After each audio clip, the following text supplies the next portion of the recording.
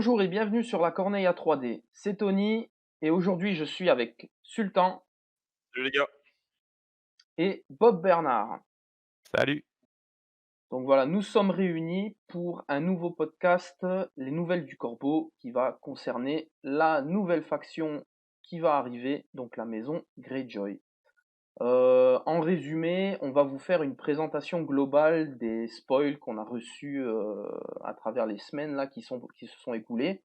Donc on a eu assez d'informations pour commencer à broder quelque chose et à vous donner des pistes, donc nos réflexions sur des combos éventuels, sur des trucs qui devraient bien fonctionner, en sachant que l'armée est quand même prévue pour la grande mise à jour qui a été annoncée pour cette année.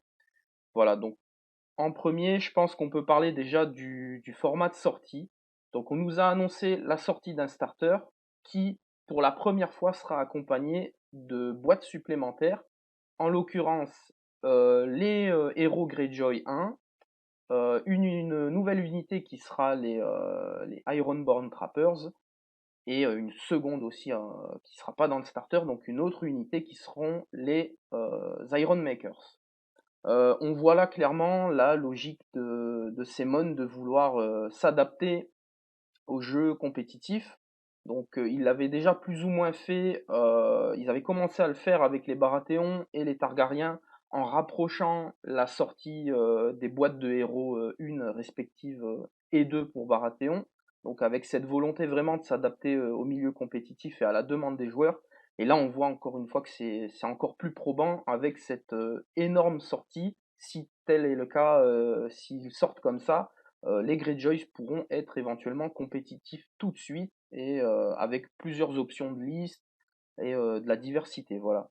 Ouais, je trouve que pour le coup le changement pris, pour les nouvelles sorties ça s'annonce bien. Après je me rappelle plus, mais je crois que le starter va être traduit, si je dis pas de bêtises, C'est ce qui en était prévu à multilangue. la base en tout cas, oui. Ça l'est plus du tout? Je sais pas. Je sais pas, on n'a pas trop Alors, eu l'info, en mais effet c'est ce qui était prévu. en effet, c'est vrai qu'il y avait eu, il y avait eu cette info-là, je crois qu'elle date d'une vidéo, je crois que c'était sur l'ancienne chaîne Commander TV où, ils avaient invité les responsables d'Asmodée et de Semon. Si j'ai bien la référence, il me semble que ça venait de là où ils annonçaient justement que on savait pas encore que ce serait les Greyjoy à l'époque. Ils avaient dit que la nouvelle faction, le nouveau starter serait multi-langue. Euh, Moi personnellement, c'est pas quelque chose à l'heure d'aujourd'hui à laquelle je crois, parce que je me dis que multilangue, ça va demander énormément de cartes, énormément de travail supplémentaire sur une boîte.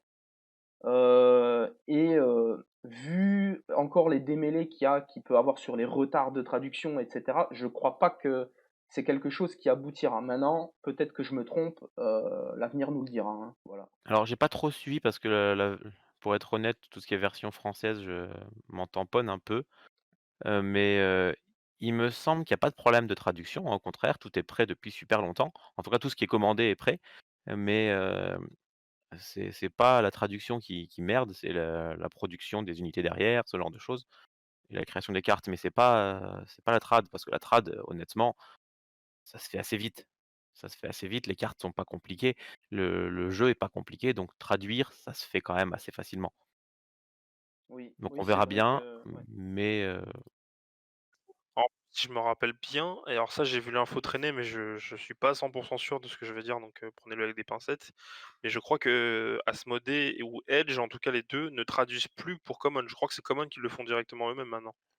alors Possible. ça, je peux pas te le dire. J'avais cru voir cette info, quelque part, mais je crois que c'était quand, Asoyaf.fr avait fait une interview avec, Asmodée, je crois, Bon, bah, et alors si, il avait si tu nous, écoutes Mathieu, à l'occasion, viens confirmer ça en commentaire, ouais, ça serait super. je suis pas sûr de ce que j'avance, mais je crois avoir vu ça quelque part, donc Oui, c'est ce probable, hein. serait pas mal parce que ça montrerait peut-être une avancée de Common qui se dirait que peut-être qu'au bout d'un moment, il faudrait qu'ils prennent la distribution aussi, avec ailleurs. Parce que bon, on va pas se mentir, Asmodée, hein. En tout cas, si en tout cas, on va dire que la production et la distribution, se fassent normalement, le fait que, ouais, tout sorte d'un coup, ça peut être vraiment cool. Parce que avoir juste le starter et en main, alors c'est très cool, hein, parce qu'il faut il faut le peindre, et cetera et tout, c'est bien. Mais en termes de jeu, t'as pas grand-chose en fait en dehors du starter quand on se rappelle les Targaryens au début, t'avais pas grand-chose toi. Là, d'avoir tout d'un coup, c'est vraiment pas mal. Oui, Oui, non, c'est le minimum, en fait, hein. Si on veut pouvoir jouer correctement, il faut un peu plus d'unités. Qu'un starter, sauf s'il est vraiment bien, heu, c'est assez difficile, hein. On regarde, les free folk où avec un starter, tu fais pas grand-chose, hein. Déjà, tu pas beaucoup de points. Les les Baratheons, on n'en parle pas non plus. Les Targaryens, c'est une horreur, enfin, oui, c'est donc ça. En fait, même on a quand même là un starter qui, à contrario des starters Baratheon et Targaryen qui étaient les derniers à sortir, là on a un starter qui est alléchant. Tout ce qui nous a été proposé de ce starter pour le moment, euh, et même si c'est pour la prochaine version du jeu, ça a l'air très fiable, ça a l'air très utile, tout a l'air très jouable, contrairement à des starters, comme j'ai dit précédemment, qui pêchaient un peu. Là, on est ben, ça plus. dépend. Si tu comptes, les unités qui sortent en plus à côté, oui, sinon non. Ah, je sais pas, hein, parce qu'en soi, le starter a l'air d'être jouable, mine de rien directement, parce qu'on a quoi? On a 2 Reavers, un archer et un Reaper, je crois, si je dis pas de bêtises. C'est ça. Les attachements et les commandants dedans, ça peut être c'est mine de rien pas trop dégueu, Ouais, c'est je pense que ça manque d'un Iron Maker, mais c'est ouais, ouais, ouais, après c'est pour ça que comme j'ai dit tout à l'heure, s'il sort tout d'un coup, ça peut être pas mal. Après, c'est pas le pire des starters, hein, franchement, c'est pas le clé en main non plus de la Nightwatch, parce qu'il y avait vraiment tout dedans, mais on n'est pas très loin, hein. En vrai, on n'est pas très loin. C'est ça. Du coup, je vous propose d'attaquer directement par les unités qui nous ont été révélées. On va passer sur les Ironborn Reavers, qui sont le fer de lance de cette armée, qui sera l'unité de base hein, à 5 points, qui va pêcher en termes de défense et de morale, mais qui va avoir une statistique offensive qui est très correcte et qui va être renforcée par justement le système pillage qui va être unique par rapport à cette faction, qui va vraiment être le gros trait de personnalité, de caractère de cette faction, qui va venir ajouter des buffs en détruisant des rangs, en accomplissant diverses choses. On va gagner ces tokens qui va fiabiliser les unités au cours de la partie. En tout cas, moi les Reavers, je les aime déjà très beaucoup parce que pour 5 points, comme tu l'as dit, c'est l'unité de base, ça va être un peu nos gars qu'on va en avoir plusieurs. En plus, c'est bien, le starter, on nous en propose 2, donc c'est parfait. Et en vrai, ouais, même si niveau défensif, ils sont pas résistants, mais c'est pas ce qu'on leur demande, en offensif, ils tapent très bien parce qu'ils ont Sundering, donc fracasser en français. Ce qui fait que -1 à l'armure, on va nous aider en fait à permettre à justement casser des rangs. Surtout si on tombe sur un truc un peu armuré, justement, on peut commencer à lui faire peur. Et si on tombe sur un truc pas trop armuré, ça augmente les chances. Et ce qui est bien, c'est que oui, il commence avec une sauvegarde, enfin une attaque à 4+, mais les pillages en fait te donnent +1 pour toucher par pillage. Tu peux en avoir 2, donc tu peux monter jusqu'à 2+, ce qui sonne fort quand même pour une unité à 5 points. Mais entre guillemets, il faut les mériter. Donc c'est pas si dégueulasse que ça en soi. Voilà, je ça me pense. rappelle un peu les épées du Stark, hein, dans l'idée, qui sont pas très, très, solides, même s'ils sont un peu plus solides que des Reavers et qui tapent quand même, correctement derrière. Donc mais tu le prix à payer aussi avec les blessures, donc dans l'idée, ça me rappelle, un peu cette unité-là, qui est quand même pas une mauvaise unité, loin de là. Donc oui, je pense que c'est un très bon début. Oui, on va du coup passer à la suite, donc les House Harlow Reapers. Donc ce sera les faucheurs de la maison Harlois. Donc là on est sur 6 points, ça reste encore très abordable hein, en termes de prix. Et là on va avoir une unité qui va être meilleure en morale, bon, qui aura toujours une armure qui pêche un petit peu, et qui va quand même être plus fiable, plus costaud, je dirais, malgré, enfin, ils vont pas avoir le Sundering, mais ils vont avoir le vicieux. Voilà, hein. Inutile de dire que le moral, les tests de panique comptent énormément dans ce jeu, même si ça a été revu à la baisse avec ce qu'on a vu en dernier qui a été communiqué. Et toujours ce système pillage token qui va permettre d'en gagner deux, hein, comme les autres unités, et qui cette fois va permettre de soit se soigner, soit de faire une victime en plus, quand l'ennemi va rater son test de panique. Donc là, on voit vraiment l'unité qui vient enfoncer au moral, qui vient faire peur. C'est un peu ça son but, et qui offre une autre option très intéressante pour l'armée. Moi, je dois dire, hein, tout le monde sait à quel point je suis, fan des Greyjoy, mais cette unité-là, c'est une unité qui me plaît beaucoup, autant dans le style que dans les capas, donc moi, c'est ma petite unité préférée, en tout cas, de ce qu'on connaît pour le moment. Moi, C'est, je les aime bien. Le seul truc, c'est que je crois que c'est la seule unité pour l'instant, avec le pillage, dont je trouve qu'il n'impacte pas énormément, enfin, en tout cas immédiatement. Le côté, immédiat des Reavers est meilleur, parce que gagner +1 pour toucher directement alors qu'ils ont un très bon profil et en plus, j'avais oublié de le mentionner pour les Reavers, mais ce que j'aime beaucoup par rapport aux Reavers et aux Reapers, c'est qu'au deuxième rang, les Reapers ont 5 dés, là où les Reavers en ont encore 6 et mine de rien, perdre qu'un seul dé quand tu as une unité à 5 points, c'est quand même pas mal du tout. Mais ouais, après ils ont pas le même rôle. Les Reavers ont plus tendance à je pense, on va avoir plus tendance à vouloir charger, les premiers, rentrer dans le tas et commencer à faire des dégâts. Et les Reapers, on les voit bien essayer de choper un flanc, c'est toujours cool, mais peut-être faire une seconde vague pour enfoncer au moral et casser un peu plus d'unités et faire en sorte que la vague se brise quoi, ce serait vraiment pas mal. Ouais. en tout cas, pour les quelques fois où je les ai affrontés, moi, c'est une des unités qui m'a fait le plus mal, parce que vraiment, les blessures en plus au test de morale, ben, c'est sympa quoi. T'as une unité, ben, je sais pas, je prends par exemple les champions of the Stag, quand ils se font charger de flanc par des Reapers, ben, malgré leurs 2+, hein, ils souffrent quand même parce qu'ils vont perdre ils vont sûrement rater le test de morale, ils vont, prendre des dégâts en plus, donc non, c'est pas mal. Moi, j'aime bien et puis avec les capacités de soins derrière des Greyjoy, on verra plus tard, mais c'est plutôt bien moi. Je trouve elle a un potentiel, surtout dans les nouvelles règles, pour durer et pour faire vraiment des dégâts sur le long terme. Surtout que 6 points, c'est pas si cher payé que ça quoi. Ah bah, clairement, hein. C'est très abordable. On va du coup passer aux archers, donc les archers fernés. Là, on est sur du 4 points, donc on est sur du très abordable, du très très peu cher.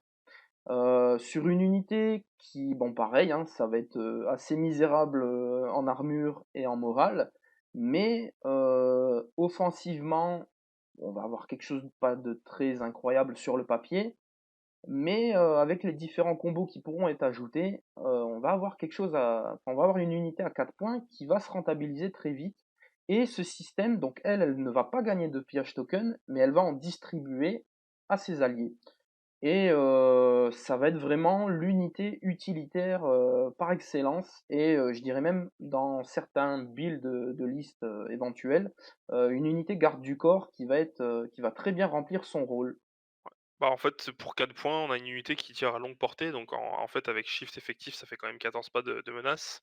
Pour 4 Ouais, points, hein. Moi, je trouve 4 ça un points, scandale, mais c'est vrai que c'est vraiment fort. Après, le truc, c'est que voilà, elle a été f les Greyjoy, on le rappelle, elles ont été créées pour la nouvelle version, donc bah, c'est des archers qui touchent à 4+, encore heureux, tu me diras, parce que bon, 3+ sur 4 points, ça aurait été vraiment un scandale. Mais même si son jet de dés est pas dingue, c'est quand même 6 dés et bon, il faut vraiment perdre ses 2 rangs pour, baisser à 4. Elle a le luxe de relancer les jets de dés si elle attaque dans le flanc ou dans le dos.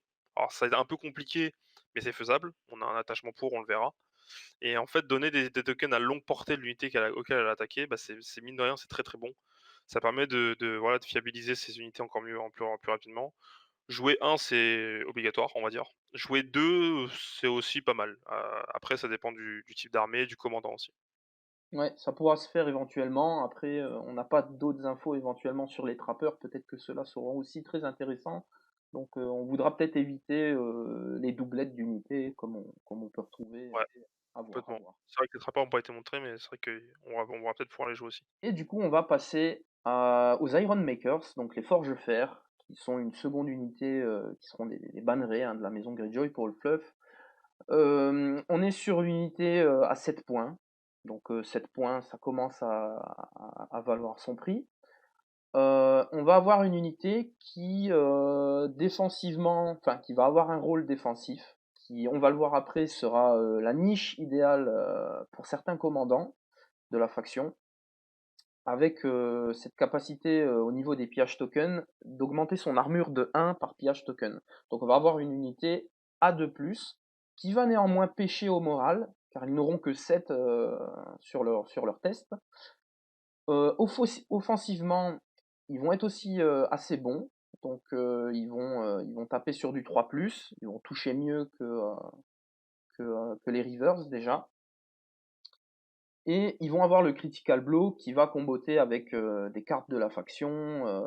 Et du coup, ça reste quand même assez bon offensivement. Et défensivement, ils auront aussi l'aptitude qui permettra de rendre affaibli un ennemi qui fera un 1 sur ses jets de sauvegarde, donc qui rappelle une capacité que les Baratheons connaissent.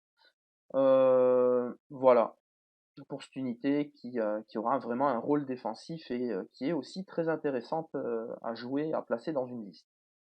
Alors son seul enfin, ouais, son gros défaut, je dois dire, c'est que pour être vraiment utile, il faut qu'elle ait ses pillages tokens. Donc voilà, si on n'arrive pas à avoir des pillages tokens dessus, elle servira pas à grand chose et elle est chère pour ce que c'est, mais dès qu'on arrive à y mettre un, voire même les 2 pillages tokens, là, ça devient très, très intéressant. Alors moi personnellement, c'est mes chouchous parce que Common avait montré un exemple, enfin ils avaient montré une fiche avec 12 figurines dessus d'eux et les figurines sont très, très jolies. Heu, alors c'est mes chouchous ou figuristiquement, on va dire. En termes de jeu, je les vois vraiment comme un bunker pour le commandant. Ils vont être très chiants à déloger sur des trucs à objectif parce qu'une fois qu'ils vont passer à 2+, ça va être très compliqué. Alors 7 de morale, dans l'ancienne version, ça aurait été chiant. Dans la nouvelle, ça commence déjà à être un peu moins chiant, même si, voilà, c'est que ça reste toujours un peu embêtant. Et le critical blow et le fait que voilà, sur un 1 on devient affaibli, c'est mine de rien, ça les rend encore plus dans le côté vraiment, ancre où je reste sur un endroit quoi, donc on verra qu'il y a un certain commandant qui les aime particulièrement, quoi. Ouais, ça va être une unité compliquée à déloger si on arrive à avoir les pillages tokens, etc. Et avec un certain commandant, comme tu l'as dit. C'est tout ce qu'on a eu niveau unité. On va peut-être en avoir prochainement. On verra hein, ce qu'ils nous proposent. Et on va passer du coup aux attachements qui ont été révélés, qui feront partie du starter également. Donc les Iron Maker, hein, je précise que ils ne feront pas partie du starter, ce sera une unité supplémentaire qui est prévue de sortir au même moment que le starter, comme on le disait tout à l'heure. Donc ce premier attachement, ça va être le Warsworn, donc déjà qui va coûter 1 point. Quand on voit 1 point, moi personnellement, quand je vois 1 point pour un attachement, je suis content, je me dis c'est accessible. Et on va avoir une aptitude qui est Fueled by Slaughter, donc qui va permettre de se soigner d'une blessure quand on va faire des blessures chez un adversaire, et qui permettra de soigner également de plus une blessure si on commence à détruire des rangs chez l'ennemi. Et là, on a vraiment l'attachement type Greyjoy, hein, il nous avait expliqué que cette faction jouerait beaucoup sur le soin. Là, voilà, on en a le parfait exemple qui va, excepté dans les archers, très bien comboter avec le reste des unités, peu importe celles qui nous ont été montrées. Il devrait bien s'en sortir dans chacune de ces unités, donner un bel ajout que ce soit des Iron Maker, que ce soit des Rivers, que ce soit des Reapers, il sera utile partout. Et encore plus chez les Reapers, parce que ben, c'est leur attachement attitré et qui va comboter évidemment avec l'aptitude du pillage qui va pouvoir restaurer une blessure supplémentaire sur un test de panique raté, plus une encore avec l'aptitude de l'attachement, plus une si on détruit un rang, etc. etc. Donc là vraiment un attachement qui va coller à peu près bien partout. Moi je Oui, bah, de l'apprécie. toute façon, on est toujours dans la logique de la faction, hein, on se soigne, mais surtout, heu, plus on fait mal à l'adversaire, plus on se renforce. Je l'apprécie particulièrement dans les Rivers parce qu'une fois que les Rivers arrivent au corps à corps, imaginons qu'ils ont réussi à avoir un piège token et on va dire par chance même 2, mais on va rester sur un. À chaque fois qu'on va retaper, on va réussir à soigner des wounds. Franchement, c'est une fois qu'on est coincé au corps à corps avec les Greyjoy, on peut des fois un peu paniquer en se disant: «Ah, je vais me faire peut-être me faire prendre de flanc, il faut vite que je débloque la situation».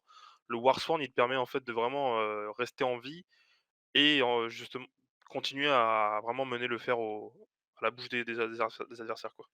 On va passer au second attachement qui est le River Captain, donc l'attachement attitré à l'unité de Rivers. Donc là, on va être sur un point aussi, donc très bien, très accessible. Seulement, il sera limité par deux attachements, donc on ne pourra en jouer que deux dans nos listes.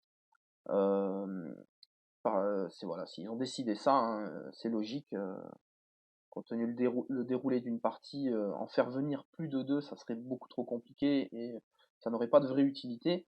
Et aussi cette limitation, on ne pourra l'inclure que dans une unité Greyjoy. Donc là déjà on voit qu'il y a un petit travail de réflexion qui a été fait par rapport à certaines unités neutres qui pouvaient être rendues, qui auraient pu être très fortes, hein. Je pense notamment aux Bastard Girls pardon, qui arriveraient de flanc, qui ça serait excessivement fort.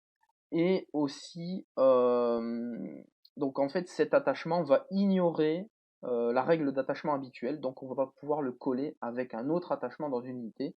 Et là, on voit tout de suite qu'on commence à aligner certaines choses pour être efficace. Donc son pouvoir, l'outflank justement, qui lui permettra à l'unité d'arriver de flanc quand un NCU ami s'emparera de la zone cavalerie, il remplacera l'effet de la zone pour arriver de flanc sans être activé, ce qui est quand même très fort, très bien, mais qui demandera un petit peu de tact pour être joué, parce que bon, selon l'unité dans laquelle on va le placer, ça sera un risque quand même d'arriver de flanc, donc à voir comment ça va se passer. Mais encore une fois, on a un attachement qui devrait s'en sortir correctement dans chaque unité. Je pense aux archers, je pense évidemment aux Reavers, aux Reapers aussi qui peuvent arriver de flanc et tout de suite taper fort au moral. Les Iron Makers, ça sera un peu moins évident, mais d'un côté avoir un tank derrière les lignes, personne devrait apprécier ça. Donc c'est à voir, mais c'est encore un très bon attachement qui nous est présenté là. Oui, bah, je pense que tu as dit, globalement ce qu'il y avait à dire. C'est sympa parce que ça, ça donne des capacités, stratégiques et à partir de ce moment-là où ça offre des possibilités tactiques, moi j'aime bien parce que, bah, voilà, on n'est pas obligé de le faire venir, tout de suite. Ça peut forcer déjà l'adversaire à vouloir bloquer la cavalerie. Donc déjà, ça force l'adversaire à jouer différemment sur le tableau tactique et ça, c'est un truc que j'apprécie aussi. Que si on te le laisse faire venir, bah, tu le fais venir de n'importe quel flanc, donc ça peut être très, très vite dangereux. Que ça va monopoliser forcément des ressources, donc le but, ça va être avec les soins et avec tout ce qu'on a, de pouvoir, bah, voilà, forcer l'adversaire à cramer pas mal de ressources pour se débarrasser rapidement de l'unité. Même si on fait venir des simples rivers de bon, je dis de dos parce que c'est de flanc, mais si on le met assez loin, ça fait une unité qui arrive de dos. Mais même des rivers qui arrivent de dos, on ne peut pas forcément se le permettre. Donc si on a une cavalerie, ben, on va probablement envoyer la cavalerie. Si on a des manœuvres gratuites, des choses comme ça, ben, on va peut-être devoir se retourner. Heu, si on n'a rien, ben, on va être très embêté, on va devoir utiliser au moins une unité pour se retourner, pour s'en occuper et je trouve que c'est, même si du coup l'unité qui arrive sera pas forcément, très violente, hein, des archers, qui valent 5 points, des rivers, ben, ça va quand même, voilà, forcer l'adversaire à faire des choix et c'est toujours bien. Moi, j'ai pas eu trop de succès avec lui parce que, je joue face à un adversaire qui sait à peu près comment jouer contre au niveau du déploiement. Mais en vrai, je pense que avec des rivers, avec un Warsworn en plus dedans, alors ça fait une unité à 7 points parce qu'on en a mis 2 attachements, mais ça peut être pas mal quoi de forcer justement, comme dit Bob, des ressources et l'adversaire, vient s'en prendre à vous. Mais si c'est en plus de ça, on a le luxe de venir de flanc et en plus de charger en premier, ouais, ça commence à piquer quoi. Là, on est sûr d'avoir les tokens pillage à temps quoi. Oui, bah, clairement, hein, on peut créer une zone d'occupation pendant que le reste de l'armée va travailler à autre chose, faire dépenser des ressources, faire vraiment occuper l'adversaire avec cette épine qu'on va lui mettre dans le pied quelque part. Donc ouais, c'est encore une option intéressante et qui s'inscrit dans l'ADN de la faction. Mais comme l'a dit, Sultan, c'est pas facile à jouer. C'est pas un attachement qui va être facile, qui va être très, clé en main où c'est bon, je vais arriver de flanc, je vais tout casser. Non, ça offre des possibilités, mais il va falloir réussir à correctement exploiter et voilà, ça, je pense qu'il va falloir quand même pas mal d'entraînement pour faire pour faire ça bien, quoi. Ouais, totalement. On va ensuite passer aux NCU qui nous ont été révélés. Donc il y en a 3.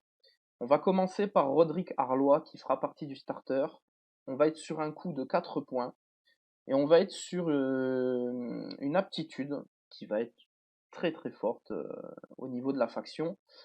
Donc Roderick va commencer la partie avec 2 tokens. On pourra dépenser un token au début de n'importe quel tour pour faire un mulligan hein, avec plus une carte. Donc c'est-à-dire qu'on va mettre les cartes de notre main de côté, on va piocher le même nombre de cartes et on va en ajouter une.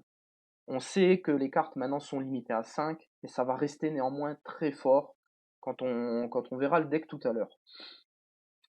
Ces 2 tokens vraiment, par rapport au deck qui comporte quand même beaucoup de cartes qui vont prendre leur efficacité, qui vont prendre leur sens quand la partie sera entamée, voire en fin de partie, on va pouvoir éventuellement au début mettre ces cartes-là de côté et retenter sa chance, repiocher pour avoir des options de début de partie ou de milieu de partie qu'on va avoir besoin, dont on va avoir besoin immédiatement, par exemple.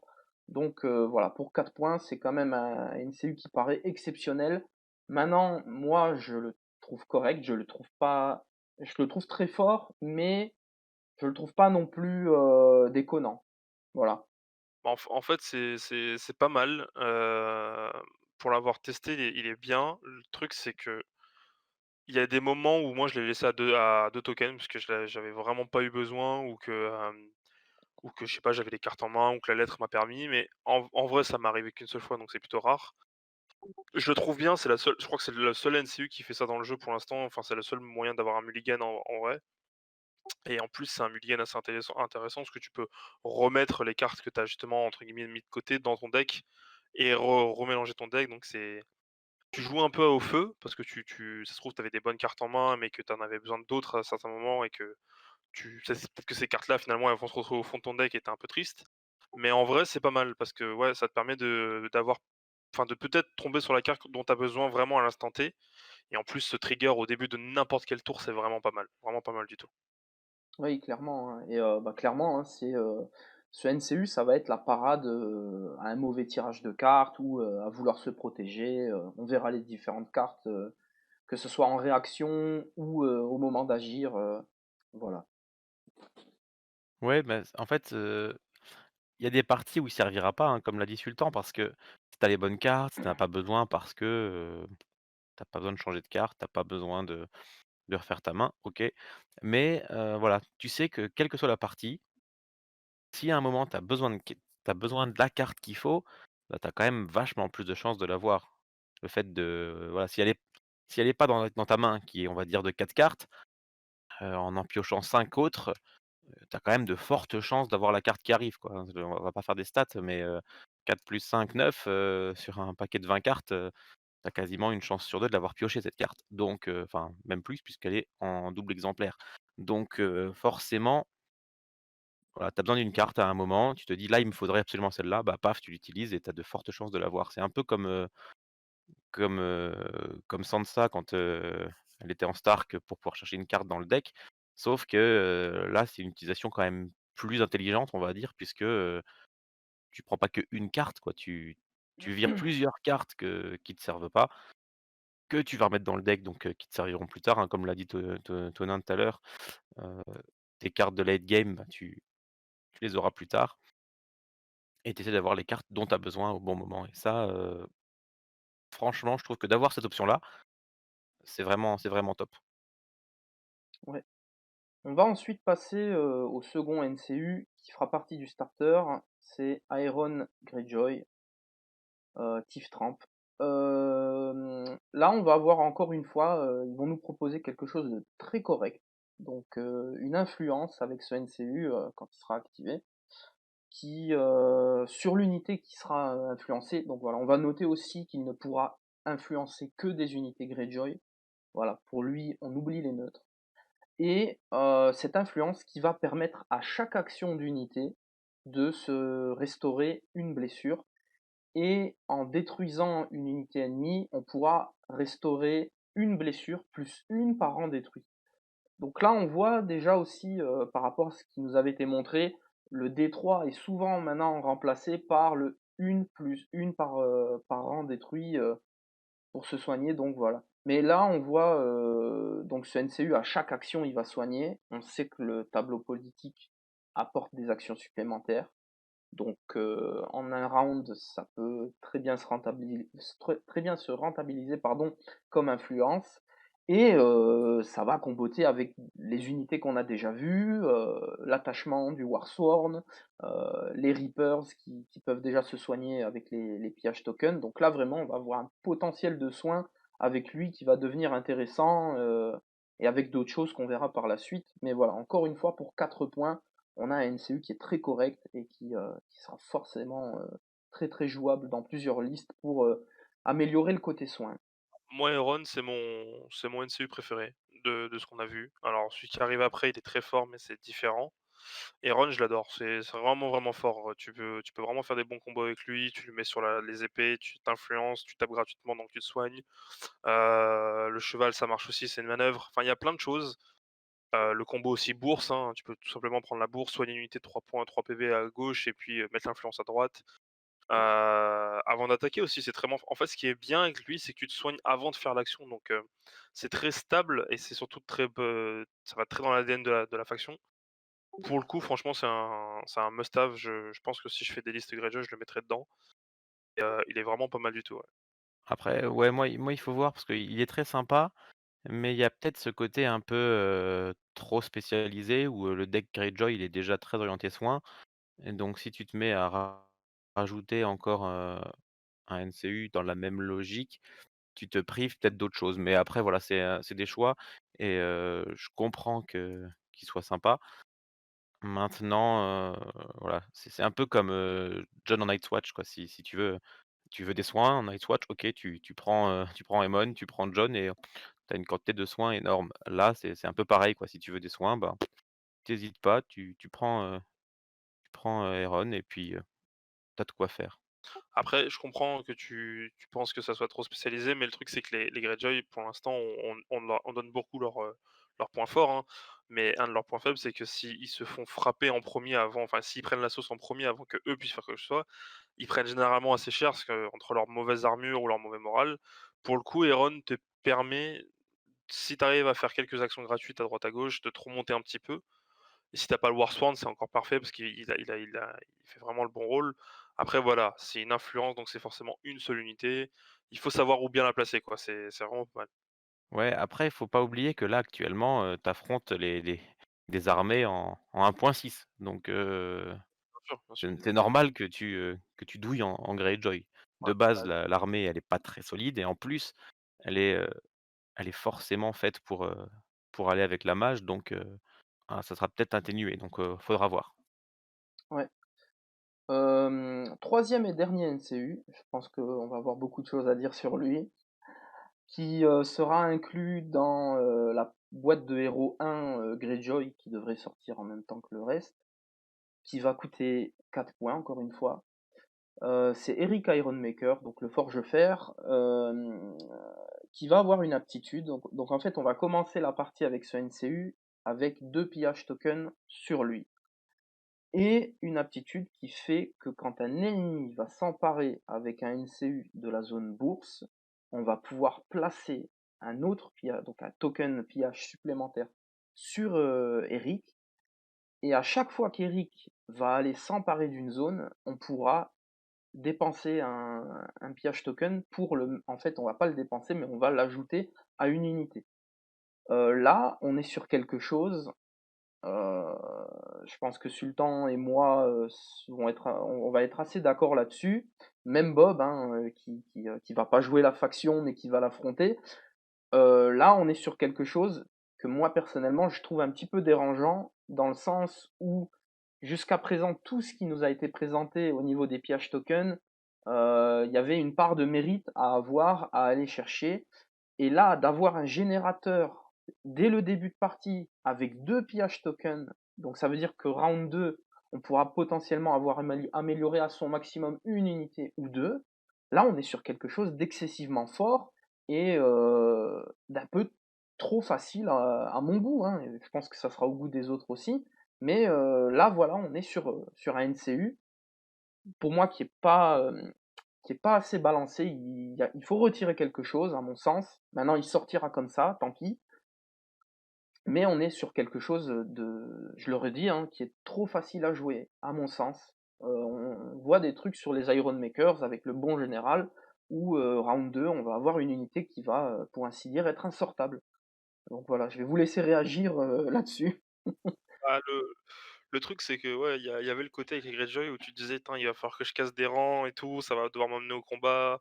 On verra que le deck, il justifie un peu ce côté, un peu aussi, d'agression et puis là, on voit Eric, on se dit: «Bon, bah, OK, c'est cool, il y a déjà un mec qui me mâche le travail» et en fait, c'est un peu embêtant. Effectivement, c'est un peu embêtant parce que je sais que Michael Chinall, donc l'un des 2, développeurs du jeu, il n'aime pas ce terme-là, mais malheureusement, Eric, il est un peu auto-include. Je pense qu'on va le voir dans la plupart des listes, hein. Si on le joue pas, c'est qu'on mettra un autre NCU, peut-être un peu meilleur, mais bon, il faudra voir la boîte des héros 1 à ce moment-là.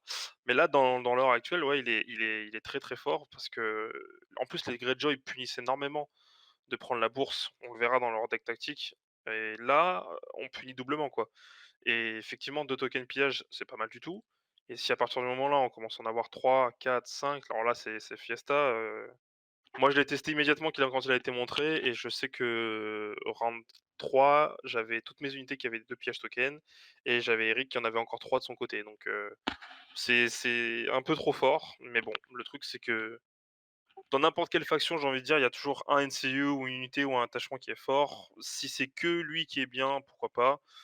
Mais malheureusement, on n'a pas encore vu Ron Greyjoy et j'ai un peu peur du coup.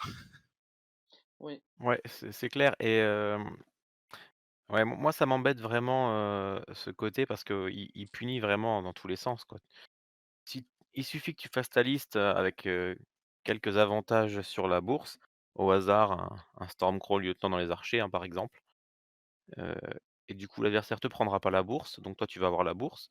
Tu pourras faire ton tir grat enfin tu pourras faire ton, tu pourras prendre, la bourse pour avoir ton +1 dé, Sundering. En plus, tu mettras des pillages tokens.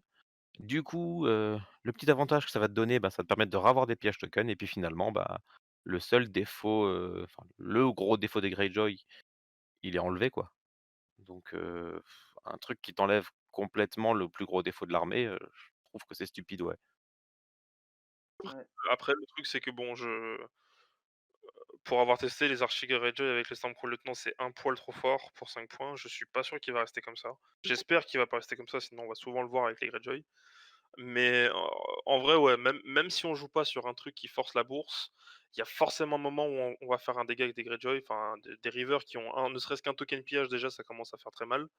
Ah, l'adversaire, il va forcément, à un moment donné, vouloir prendre la bourse et ça veut dire que Eric, il aura au moins un troisième token et on peut même s'imaginer passer à 4 assez rapidement. Enfin, c'est très punitif. Après, comme j'ai dit, si c'est le seul truc fort chez eux en termes de NCU, pourquoi pas? Mais on n'a pas vu le reste malheureusement. Bah, là, on est à 3 NCU, on est à 3 bons NCU, du coup, Ouais, ouais, après les 2 autres, comme on vient de le dire, ils sont un peu plus situationnels ou un peu plus, on va dire restrictifs. Eric, franchement, c'est un auto include pour moi. Tu joues dans une liste, tu joues Greyjoy, tu le joues, quoi. ah ouais. bah, ça c'est sûr. En tout Plus cas, souvent. oui, avec ce qui nous a été révélé, on voit difficilement comment ne pas le mettre en fait. Il va comboter avec tout, il va être parfait partout, quoi. Peu importe le général, peu importe, il va être très très bon et voilà, il est à mon sens trop fort. Maintenant, en effet, comme tu l'as dit Sultan, à voir les autres NCU. On va conclure sur les NCU là-dessus et sur la petite phrase qu'il y avait dans l'article de Simon sur cette révélation qui nous annonce Balon Greyjoy et Mestre Vendamir en NCU supplémentaire dans les héros Greyjoy 1. Balon, il avait été spoilé il y a un petit moment là lors d'une convention en ligne, la Simon Expo, il me semble, si je dis pas de bêtises. Et donc il proposait à l'époque un pouvoir permettant de faire revenir une unité à la vie, la redéployer sur un flanc sans être activé, non, en étant activé, pardon, il me semble, en prenant n'importe quelle zone du tableau. Maintenant, il était annoncé à 5 points. Est-ce qu'ils sont revenus là-dessus? Probablement, parce qu'ils sont quand même revenus sur pas mal de choses. On verra. Par contre, Mestre Vendamir, J'ai pas de grande idée sur ce que ça pourrait être, à voir, mais à parier que ça sera aussi et sûrement une option intéressante pour l'armée. Peut-être du soin encore. Alors, du soin, je suis pas sûr, ça ferait peut-être un peu redite, mais peut-être autre chose après, à voir. Vraiment, j'ai pas de grosse idée là-dessus. Alors, maintenant, on va attaquer la partie des commandants de faction. On va commencer par, moi je vais le dire, c'est ma chouchou, hein, c'est Asha Greyjoy, la fille du Kraken. En attachement, tout d'abord, elle va avoir la présence inspirante qui va octroyer à l'unité un moral à 5, ce qui va faire écho ensuite, enfin ce qui va être doublé par le point de ralliement, donc une autre habilité qui va donner 5, donc cette valeur au moral, donc 5 de morale aux autres unités qui seront à short range de achat. Donc ça, c'est voilà, ceux qui connaissent les free folk, qui jouent Mance Raider, ils connaissent cette capacité. Et on va avoir Stubborn Tenacity, qui par rapport à ce qu'on connaissait a été modifié et qui va par contre ne plus être un ordre, mais à chaque fois que l'unité dans laquelle se trouve Asha réussira son test de morale, de panique, pardon, à 5 de panique, c'est pas très dur à rater. Elle fera une blessure dans dans une unité qui sera engagée avec elle. Là vraiment, bon, on a quand même un commandant on voit bien le style hein, qui va avoir avec un style quand même très marqué. Et on va avoir ces trois cartes, donc qui vont être aussi très bien avec elle. On va avoir le Ironborn Metal qui va permettre, lorsqu'une unité passe un test de panique, donc de morale aussi, hein, va lui permettre de se restaurer de 2 blessures. Et si cette unité amie est encore une fois à short range d'achat, elle pourra restaurer plus 1 pour ses rangs détruits. Donc là, voilà, on voit la mécanique de soin qui se met en place avec les attachements, avec Iron, ça vient encore ajouter du soin. Ensuite, on va avoir Warcry, donc cette carte qui va être très bien quand une unité de combat s'active. On va pouvoir faire un test de morale, encore une fois avec le moral à 5, c'est pas compliqué. Et un ennemi, donc en réussissant, un ennemi à long range de l'unité deviendra paniqué et vulnérable. Et là, on voit qu'on a quand même une carte qui est très bien, qui va permettre généralement, avant de charger, d'aller coller des tokens et qui va tout de suite rendre la charge, l'attaque impactante, etc. Et on va avoir une dernière carte pour achat qui sera la Raider Bravery. Donc, quand une unité, encore une fois, passe un test de morale, on peut attacher cette carte à l'unité et jusqu'à ce elle rate son test de panique. Et tant que cette carte sera pas enlevée, l'unité gagnera plus un dé d'attaque et si elle a perdu un rang, elle comptera comme ayant un rang supplémentaire. Donc là, clairement, c'est le général, à mon sens, qui est, je sais pas, mais d'après ce que j'ai testé, je le trouve le plus fiable. La niche parfaite avec achat, ça sera les Iron Maker. Donc on va avoir une armure à 2 plus quand on aura les pillages tokens, plus le moral à 5. Et là, ça devient très très compliqué à tomber. On va avoir vraiment l'unité bunker par excellence. Voilà. Bah, pour le coup, je vais être un peu le vilain canard dedans, mais Asha, moi je la trouve très bien, hein. Ses cartes sont très bien. Effectivement, le moral à 5 ça fiabilise pas mal. Le gros problème d'achat, et on le verra dans les enfin, vous le verrez quand vous découvrirez les nouveaux, scénarios, c'est que la plupart des nouveaux scénarios ont des objectifs assez éloignés et malheureusement, Achat te demande de jouer très groupé, très central, en fait, autour d'elle, si tu veux vraiment profiter à plein potentiel de tout ce qu'elle propose et du coup, ça risque d'être un peu compliqué. Je pense que ça va être le commandant qui va être assez enfin, qui va être assez apprécié, qui va être joué, mais c'est celui qui va demander le plus de, on va dire de doigté, de tact et avec elle, avec un autre aussi qu'on verra plus tard. Mais je pense que bien jouée, elle peut être très, très forte. Surtout Warcry, je crois que c'est sa meilleure carte pour moi. Des reverse qui s'activent et qui te mettent un paniqué vulnérable avant de te charger, bah, disons que tu vas vraiment parler thaïlandais, quoi.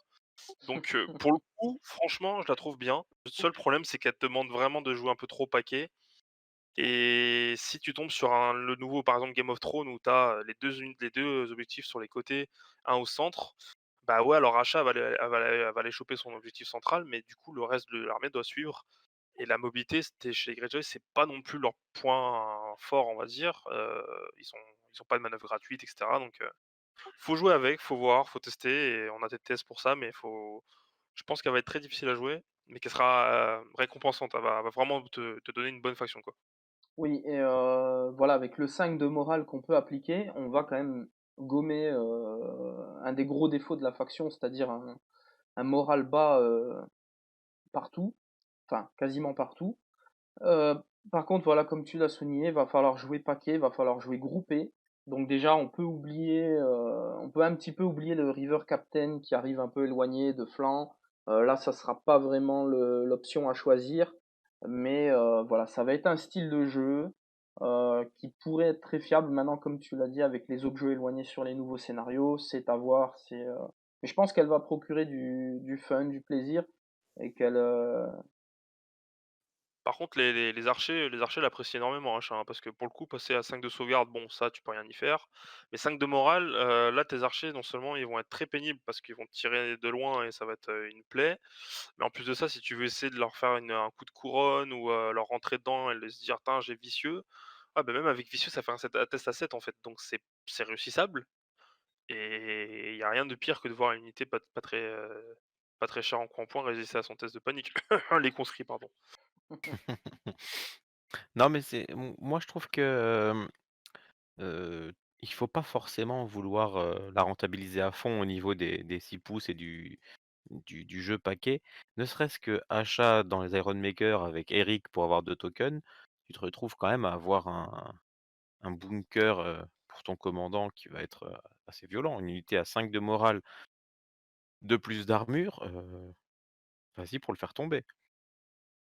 et puis qui va se défendre très correctement avec le Stubborn Tenacity. Hein. Parce que mine de rien, celui qui va venir s'y frotter, il va se prendre des attaques déjà, et il va se prendre des wounds sur chaque test de panique réussi. Donc Et Narabu. ça va être un petit peu qui s'y frotte s'y pique, et justement avec Eric Ironmaker, ça va être un poil. Ça va être trop facile. Hein. Je voudrais juste rajouter une petite chose parce que bon, je voulais pas trop, parler de ça non plus, mais là, on se retrouve avec un bon exemple d'unité super défensive qui va être très dure à tomber, déjà dans la méta actuelle. Donc dans la mise à jour de 2021, je pense que ça va être très, très dur à tomber et du coup, il faudra tellement d'attaques pour les faire tomber que tu vas te prendre un paquet de blessures derrière et oui, j'avoue que ça me fait un peu peur actuellement quand je vois les unités défensives par rapport aux unités offensives. On verra, hein, on verra ce que ça va donner. On n'a pas grand-chose comme info finalement, mais pour l'instant, moi, c'est mon petit problème du moment. Oui, à voir si ça se confirme à l'avenir. J'espère pas. J'espère qu'il y aura quand même pas mal de parades pour pallier à ces grosses unités défensives qui s'annoncent. On verra. On va passer du coup au second commandant, qui n'est autre que Victarion Greyjoy, donc le commandant emblématique de la faction. Hein. Il n'y a rien qu'à voir la figurine, c'est la badassitude incarnée avec cette magnifique et énorme hache à double tranchant, ce homme du Figurine. Kraken, cette stature de conquérant, de combattant. Voilà, un commandant qui va être très apprécié, très joué par les fans du fleuve, de la faction, etc. Je pense. Mais qui va être très très bourrin. On va voir ça tout de suite. Donc ses capacités d'attachement, on va avoir déjà en ordre Overrun, hein, voilà, qui a été remanié de façon à ce qu'en fait on va remplacer le Search Force par une charge. Donc là on part sur quelque chose quand même qui est un peu plus logique, ça évite de se retourner et de charger n'importe quoi. Donc là on voit déjà un peu le nerf de l'Overrun qui permettra en fait de continuer sur sa lancée, ce qui est quand même plus cohérent et logique. Voilà, qui va être quand même très très bien avec Victarion parce qu'on va voir en dessous son autre capacité qui sera la charge furieuse qui va rendre un ennemi vulnérable quand il sera correctement chargé, donc quand il sera chargé par Victarion et l'unité dans laquelle il se trouve. Donc voilà, on voit déjà là un attachement, un commandant en termes d'attachement, il est très bourrin. Euh, et on va passer sur ces cartes. Donc la première qui sera, à mon sens, si on devait décrire ce commandant, ça serait par cette carte, le Rush of Aggression. Donc quand une unité va effectuer une charge, avant de lancer le dé, elle comptera comme ayant eu un 6 sur sa charge. Donc c'est une charge auto, réussie, etc. Et elle va gagner Critical Blow. Et alors là, bon, déjà on peut noter que les Iron Makers, c'est pas vraiment la niche qui va correspondre à ce commandant. Mais dans des Reapers ou des Rivers, alors les Rivers seront peut-être un poil faibles pour l'accueillir, mais dans des Reapers, en collant le vulnérable, on va pallier au Sundering qui n'est pas présent, et avec les dégâts qu'on va faire au moral, le Critical Blow, ouais, là on va commencer à taper sérieusement. On va ajouter que sur cette carte, l'unité qui aura chargé, sauf si c'est celle qui accueille Victarion, deviendra vulnérable après cette charge. C'est un petit peu logique, hein. On y va comme un bourrin, donc c'est normal qu'après on prenne un petit malus au passage. Ensuite, on va avoir la carte Assault Orders. Donc là, on va encore avoir une carte assez exceptionnelle. Donc quand un NCU ami va s'emparer d'une zone sur le tableau politique, on va remplacer l'effet par une unité amie pourra faire une action d'attaque. Et si celle-ci contient Victarion, on aura une charge gratuite. On va pouvoir faire une charge en remplaçant cette zone. On voit que cette carte, elle va très bien comboter avec le Rush of Aggression dont j'ai parlé précédemment. Voilà, hein. De toute façon, toutes les cartes dans ce jeu qui donnent des actions gratuites en remplaçant telle ou telle chose, ça va être très bien, très fort. Et on va avoir en dernière carte le Sustained Assault. Donc quand une unité va faire une action d'attaque avant de lancer ses jets, euh, si elle, en fait, elle doit commencer le tour engagé et elle va taper à sa valeur d'attaque la plus haute. Et si elle si cette carte cible l'unité de Victarion, on pourra relancer les jets d'attaque. Donc là, vraiment, on est vraiment sur de l'offensif complet avec ce set de cartes là. C'est très très bourrin. Je vous avoue, en l'ayant testé, je trouve que dans la version actuelle du jeu, on subit trop le faible moral et la faible armure avec ce commandant là. Mais plus tard, il pourrait devenir plus intéressant et vraiment, on va avoir un commandant qui va demander d'y aller. Avec son unité qui va l'accueillir, on n'aura pas forcément une niche qui va le protéger, mais on va avoir vraiment une unité qui va aller au charbon, qui va être là pour taper. Son but premier, ça va être de massacrer l'adversaire. Donc voilà, ça va offrir une option bien bourrin pour cette armée qui va pas manquer justement, qui va jouer sur ce côté agressif aussi. Voilà. Bob, je te laisse t'en parler parce que si moi j'en parle, je vais en parler 100 ans. Moi, j'ai envie juste de dire que voilà, c'est un personnage, tellement emblématique qu'ils ont oublié de le mettre dans la série. Bon, blague à part, c'est ouais, c'est le Malheureusement. perso que tout le monde attend parce que c'est le personnage, classe de la série, du bouquin justement, hein. C'est, le Greyjoy intéressant. Je dis pas ça parce que c'est le seul que j'aime bien, mais un peu quand même. Et ouais, là, je pense que c'est des cartes intéressantes. Moi, j'aime bien parce que, voilà, il a un côté très agressif et je trouve que c'est sympa. Alors, c'est toujours pareil, hein, comme l'a dit Tonin, on verra dans la nouvelle, la nouvelle mage, mais ouais, je pense qu'il y a moyen de faire vraiment, vraiment très, très mal avec, faire des beaux mouvements. Il a pas mal d'actions gratuites et du coup, ça, c'est un truc qui manque énormément au Greyjoy et donc là, tu l'as avec Victarion et ça, je trouve ça bien. Alors si j'y vais moi, vous allez tous m'adorer. C'est mon commandant préféré. Il y a genre de loin. Celui qui suit après aussi est pas mal, mais un peu plus difficile à jouer entre guillemets, un peu plus tricky.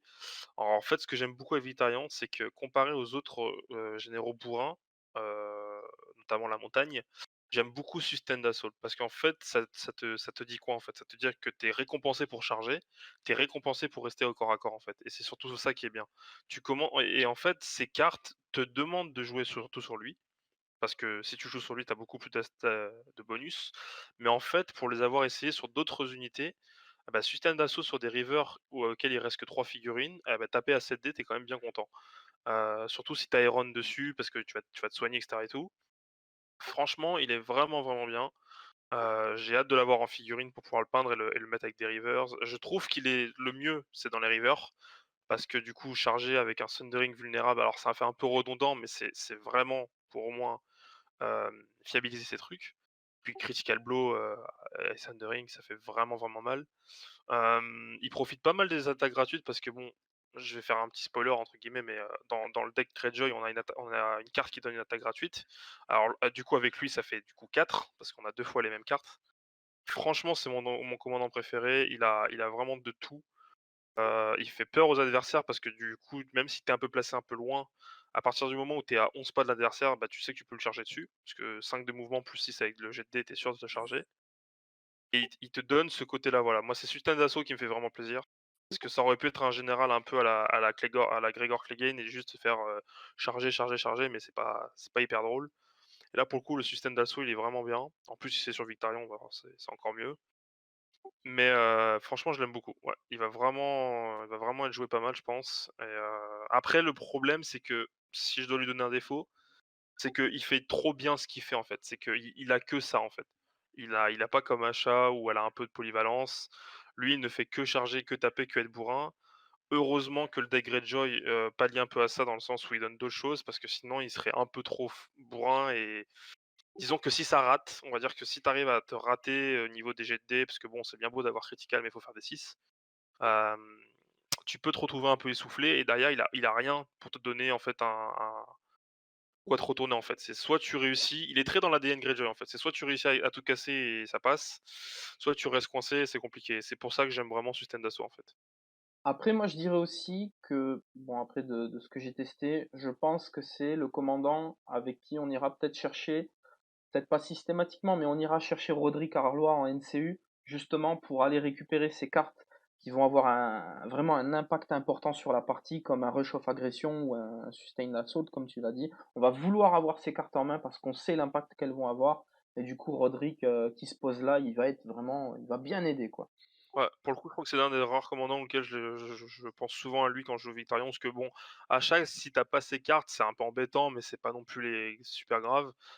Et Victarion, si t'as pas la charge à 6, c'est vraiment compliqué, quoi. Mm. Ouais, Ouais. je suis d'accord avec ça et Achat finalement, tu vas la jouer plus pour ses capacités en elle-même que pour ses cartes, même si, elles sont bien, hein, c'est pas la question, mais Victarion, lui, tu vas le jouer bon, pour son ordre, mais surtout pour ses cartes. Alors, en fait, achat, même si t'as pas ces cartes en main, tu sais que en tant que général, en fait, elle a une très, très forte présence sur la table, en fait. Elle te donne un très bon moral. Victarion, disons que sa présence sur table, à part le fait que quand tu charges, ils te mettent invulnérable et bon, si tu peux charger et que tu fasses un overrun, c'est très bien. Mais à part mettre invulnérable, il fait pas grand-chose et il compte vraiment sur ses cartes et pour le coup, c'est vrai que Roderick, il est vraiment intéressant pour lui, quoi. Ouais, Enfin, ouais, il y a pas pire que de piocher 2 Iron Price et se dire: «Merde, j'ai pas Rush of Aggression», quoi. c'est ça. On va passer au troisième et dernier commandant qui nous a été présenté, euh, le roi de la faction Balon Greyjoy, le roi Kraken. Là, on va être aussi sur un profil plutôt défensif, hein, un peu comme Asha, mais différent. Donc, il va avoir en capacité le Fueled by Slaughter, qui est la même capacité que le Warsworn. Donc, il va permettre de se régénérer pardon, en faisant des dégâts plus un et plus un pour les rangs détruits, etc. Et qui va avoir la capacité Iron Resolve, qui va lui faire gagner plus un dans son unité au jet de test de panique. Et l'unité subira une blessure en moins. Donc déjà, la panique a été réduite à 1 des 3. Là, on peut se dire qu'au maximum, on perdra que on prendra que 2 blessures sur du moral. Voilà. Encore un commandant qui va très bien se glisser dans des Iron Makers, parce qu'on va améliorer leur morale et on va améliorer la défense avec le soin, avec l'Iron Resolve. On va voir ensuite ces cartes. Donc voilà, comme le disait Sultan, c'est un peu plus tricky, mais ça reste quand même très intéressant. Moi, j'aime aussi beaucoup ce commandant. Donc il va avoir ces trois cartes. La première, Acceptable Sacrifices, donc des sacrifices acceptables. Donc cette carte-là, au début d'un tour ami, on va pouvoir cibler une unité amie et attacher cette carte jusqu'à la fin de la partie. Cette unité, elle subira une blessure de plus au test si elle rate un test de panique. Donc on va la faire souffrir, mais à côté de ça, les unités qui seront à côté à short range vont bénéficier d'un +1 en morale. Donc en fait, on va se prendre une blessure supplémentaire qui, à mon sens, n'est pas cher payée pour donner des buffs en morale sur les unités. Et quand cette unité, qui sera un petit peu le vilain petit canard sur qui on a planté cette carte-là, elle sera détruite, eh bien une autre unité à long range pourra se soigner de 2 blessures et gagner un pillage token si elle a le mot-clé pillage. Donc là, on a une carte qui demande un peu de tact, mais qui justement, comme j'ai dit sur les Iron Makers avec Ballon, eh ben on aura encore un +1 au moral. Ne serait-ce que si on a des archers, par exemple en garde du corps, ou des rivers qui vont rester à côté pour aider l'unité, on va prendre un +1 encore au moral, et quand cette unité connaîtra un sort triste, eh bien on pourra faire bénéficier une autre unité. Donc voilà, en fait on nous fait comprendre que la victoire passera par des sacrifices, possiblement. Voilà. On va ensuite avoir Price of Failure, qui pour moi, en Greyjoy et avec ce commandant, est une carte tout bonnement incroyable. Pour l'avoir testé, que ce soit sur des archers ou que ce soit sur des rivers. Donc c'est la même carte qu'a The Weeper, donc le chassieux en free folk. On va prendre des blessures, mais mine de rien, dans cette faction, on a les capacités pour se soigner assez vite. Donc ça sera pas un tribut très cher payé, mais au niveau offensif, cette carte-là vraiment va fiabiliser les attaques avec des Sundering, avec des vulnérables, on le verra avec le deck, avec les archers qui vont tirer à long range. Cette carte est quand même assez exceptionnelle. Et en dernière carte, on va avoir l'ancienne voie, donc The Old Way, donc qui va, quand une unité va rater un test de morale, on pourra dépenser un pillage token de cette unité pour qu'elle relance son jet. Donc là voilà, on a une mécanique qui permettra de se sauver au moral. C'est pas, je trouve pas que ça soit incroyable, mais ça peut se jouer en partie, ça peut faire des belles choses. Et on va avoir un deuxième effet, ce qui va rendre la carte intéressante, c'est d'avoir déjà ce double effet. Donc le deuxième effet, quand une unité va attaquer, après le G2D, on pourra enlever un pillage de token de l'unité pour relancer les jets d'attaque. Donc certes, ça sera moins fort sur l'attaque quand, par exemple, sur des rivers, on va s'enlever un pillage token, mais on va avoir une chance de taper encore une fois plus fort. Et là, on a une carte qui prend son sens avec Eric Ironmaker qui va dépenser qui va venir donner des pillages tokens. Là, on va voir avec Ballon que ça va être assez sympa d'avoir ce générateur pour dépenser ces pillages tokens pour cette carte-là. Ça peut être intéressant. Voilà. Alors, pour le coup, moi, Bellon, je l'ai pas mal essayé, mais du coup, il faudrait que je le réessaye avec Eric, parce que je pense que là, il prend un peu plus son sens. C'est un très bon commandant, les Iron Makers, c'est fait pour lui. Alors juste, je précise un petit truc pour, Acceptable Sacrifices, on ne peut pas cibler Bellon, parce que sinon ce serait un peu trop fort. Oui. Mais par contre, justement, ouais, effectivement, des archers qui sont derrière lui, lui donnent mine de rien plus 2 au moral. Alors si on a la chance d'avoir un petit barral, on a juste +3, ce qui est quand même pas mal.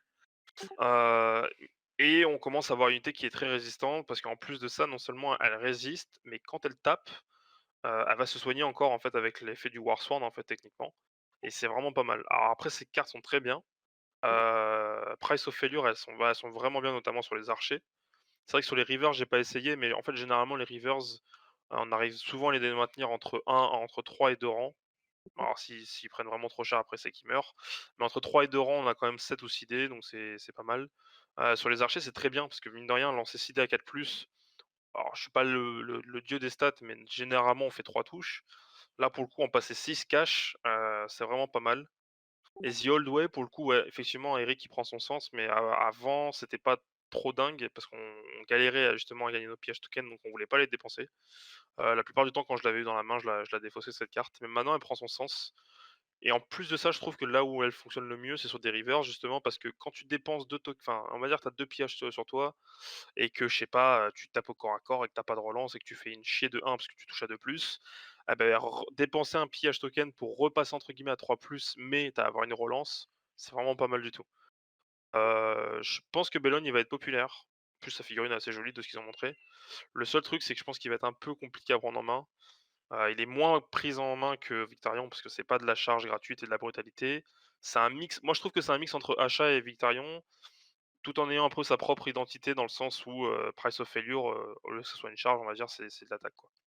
Pas grand-chose à rajouter, hein, vous avez tout dit. Bellone doit te dire plus que ça. Non, mais moi j'aime pas du tout le personnage dans les dans le bouquin, donc Bon, j'ai du mal à aller plus loin, en fait. en même temps, on le voit pas trop, hein. Il meurt vite, mystérieusement, Ouais, mais enfin, au-dessus d'un pont, il chute dans l'eau. ouais, c'est ridicule. C'est très, très charismatique pour un roi. Non, mais la version dans le jeu est cool. Elle donne plus envie que la version dans les Clairement. bouquins. Clairement, c'est pas J'ai dur. l'impression que c'est un peu plus Bellone dans son haut fait, quoi. C'est ça. C'est ça. Maintenant, on va parler du deck, hein, qui est, voilà, le squelette de la faction, ça va être son deck. Et on va voir qu'on a des choses très intéressantes, mais pas des choses qui pourraient retourner le cours d'une partie comme certaines cartes actuellement qui vont être remaniées de toute façon. Donc là, on peut avoir peut-être un aperçu de ce que va être un deck propre à une faction pour la prochaine version. À mon sens, qui est correct, il n'y ait pas non plus des mécanismes trop forts de jeu. Donc on va commencer par la première carte qui est le sigle, hein, qui est vraiment la phrase de cette faction We do not sow, nous ne semons pas.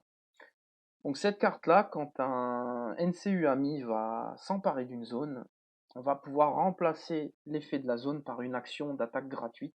Enfin, on va remplacer par une action d'attaque la zone.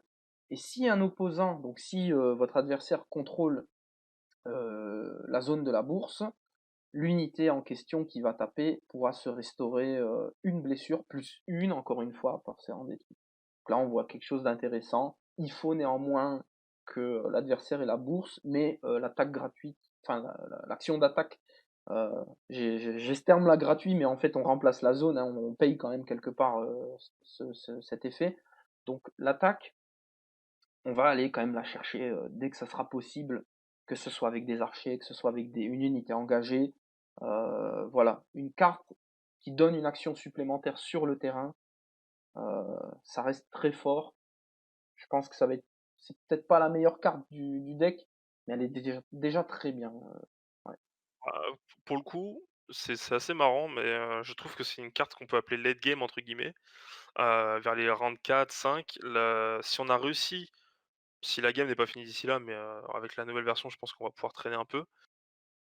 Si justement enfin, si on n'a pas réussi à trop casser l'adversaire et que nous aussi on a pris quelques petites pertes, et que l'adversaire a vraiment plus besoin de la bourse que nous, parce que nous on a des capacités de soins que lui n'a pas forcément, c'est une carte très punitive. Alors le problème, c'est que de tout ce que j'ai testé, je l'ai beaucoup plus utilisé pour l'attaque gratuite que pour son second effet parce que c'est très situationnel. Après, on va voir qu'avec les autres cartes, elle combine très bien avec justement une autre carte, mais je la trouve vraiment pas mal.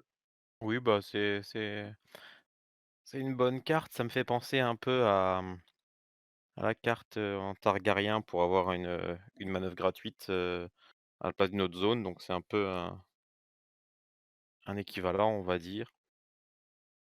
Et ouais, c'est pas mal. Je trouve que l'armée a besoin d'attaques gratuites de toute façon, donc heu, donc voilà, moi je trouve que c'est bien, c'est une bonne carte. Pas forcément la meilleure, mais c'est une bonne carte. Mmh. On la prend volontiers. Ouais. On va passer à la seconde carte qui sera What is dead may never die. Donc ce qui est mort ne peut jamais mourir. Donc quand une unité amie est détruite, cette unité n'est pas détruite. Et elle va rester en jeu avec cette carte attachée, elle va rester en jeu avec un des 3 blessures jusqu'à la fin de la partie. Elle sera attachée cette carte-là, mais à chaque action que l'unité fera si on ne contrôle pas la zone épée, elle subira des 3 blessures. Là, on a une carte qui commence déjà à devenir, qui peut devenir très embêtante pour l'adversaire s'il n'y a pas moyen de la contrecarrer. Et avec les mécaniques de soins, peut-être qu'à terme, le fait de ne pas avoir l'épée et de prendre un des 3 blessures, on le paiera pas si cher finalement. Bah, pour le coup, cette carte, je l'aime beaucoup parce que face à des factions style Targaryen qui a Overrun ou Lannister avec Grégor, ça détruit pas mal de plans. Parce qu'on peut se dire: «Ah, je te charge, je vais te détruire» et en fait, bah, non. Le truc, c'est qu'il faut faire très attention avec cette carte parce que tu prends les D3 blessures avant ton action. Donc généralement, quand t'as pas les épées, tu l'actives et tu fais rien avec. Par contre, ouais, j'ai déjà vu des unités, prendre, tarif, et se remonter en vie avec le système de soins des Greyjoy, à assez gros potentiel. Donc en fait, c'est une très bonne carte qui te dit à l'adversaire: «Bah, tu vas rester bloqué avec moi, en fait, et moi, je vais essayer de tenir jusqu'à que les alliés arrivent et m'aident, en fait». Et franchement, c'est une très bonne carte. En plus, l'avoir 2 fois, ça te permettra de sauver au moins 2 unités. Ce qui est bien, c'est qu'en plus de ça, on peut faire un petit combo sympa. C'est que si on se fait détruire sur à l'attaque, sans faire le test de sans faire le test de panique, on peut la jouer. Du coup, on reste en vie et derrière, vu que normalement, je pense qu'elle va fonctionner comme celle de Jon Snow général, il faudra quand même qu'on fasse son test de panique et si on le rate, eh ben, on peut la rejouer encore une fois. C'est un peu du gâchis de la jouer 2 fois sur la même unité, mais si ça peut retourner la game, pourquoi pas? Ouais, alors moi, c'est une carte, que je trouve très chiante à affronter parce que, voilà, tu sais qu'elle peut tomber à tout moment. Toi, tu as prévu de faire justement, ouais, ta charge, ton Surge Force ou ta ton Overrun ou je ne sais quoi.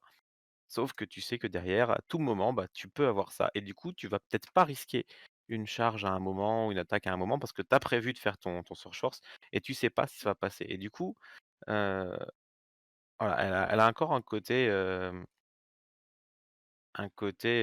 voilà, bluff, hein, on va dire. Voilà, j'ai peut-être cette carte en main, donc peut-être que je vais survivre, peut-être que tu me tueras pas et peut-être que ça va ruiner tes plans et ça, à affronter, surtout que, bah, voilà, en tant que joueur Targaryen, c'est super chiant. Non, Obligé d'avoir un Baristan toujours dessus, sur les unités pour bloquer, c'est super chiant. fait, je trouve qu'elle a le même côté elle a un petit peu le côté des Baratheon dans le sens où, elle a un côté bluff. Ouais, où tu peux te très bien faire croire à ton adversaire: «Écoute, si tu me charges, bah, je vais avoir Hearts de Fury», mais sauf que là, ça va être, What is Dead May Never Die et c'est vrai que c'est un peu embêtant. Parce que des fois, tu as vraiment envie de rentrer dans du river et lui dire: «Là, je vais te casser» et en fait, non. C'est franchement cool. Franchement, c'est très bien d'avoir mis cette carte-là dans le deck. Ouais, Ouais. ouais, ouais, je suis d'accord avec ça, c'est vraiment une bonne carte. La carte suivante, The Kraken's Wrath, donc la colère du Kraken. Donc là, on va avoir une carte agressive. Quand une unité alliée va effectuer une action d'attaque, avant que le jet de dés soit fait, si on contrôle les épées, l'attaque va gagner précision. Si l'adversaire contrôle les épées, l'attaque pourra relancer ses jets et gagnera précision. Si vous contrôlez la bourse, le défenseur deviendra paniqué. Si votre adversaire contrôle la bourse, il deviendra vulnérable. Donc là, on a une carte qui, dans tous les sens, va punir l'adversaire sur une attaque. Euh, on pense à Rush of Agression chez Victarion, qui va très bien comboter avec le Précision. Également avec les Iron Makers, ça peut être très bien, parce que Précision et Critical Blow, ça devient tout de suite très létal. Et on va avoir cet effet de la bourse, donc l'un ou l'autre, l'adversaire prendra un token. Dans certaines situations, ce sera plus avantageux un token ou l'autre, mais on prend quand même cet effet-là volontiers. Voilà, j'ai insisté sur le critical blow, mais le précision, grosso modo, sur n'importe quelle unité qui va taper, c'est une plus-value quand même à pas négliger. Voilà, donc là vraiment la carte de bourrin dans le deck.